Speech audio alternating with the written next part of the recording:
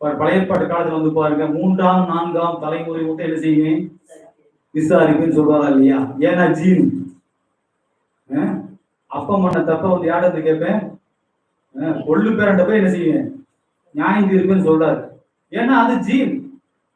ஆனா இன்றைக்கு அப்படி இல்லை. நான் யாருடைய வார்த்தையினால ஜனிப்பிக்கப்பட்டிருக்கேன்னா தேவனுடைய வார்த்தையினால. அவருடைய ஜீன் எனக்குள்ள வந்து விட்டது.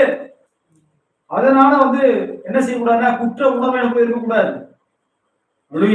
உங்கள் ஏன்னா உங்கள் மறுபடியும் பிறந்த ஆவி ஒருபோது என்ன செய்ய முடியாது, பாவம் செய்ய முடியாது, பாவம் செய்யாது.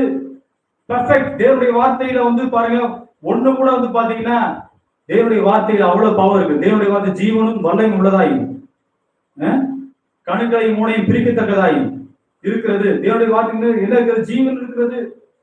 அப்ப அவருடைய வார்த்தையினால் நான் வந்து என்ன செஞ்சிருக்கேன், பிழைத்திருக்கிறேன்.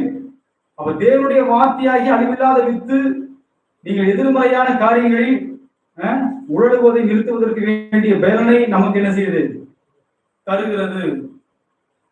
அப்ப குற்ற உணர்வின் சிக்கல் உங்களுக்கு இருந்துச்சுன்னா அதிலிருந்து வெளியே வர என்னன்னா வழி என்னன்னா தேவனுடைய வார்த்தை மட்டும்தான்.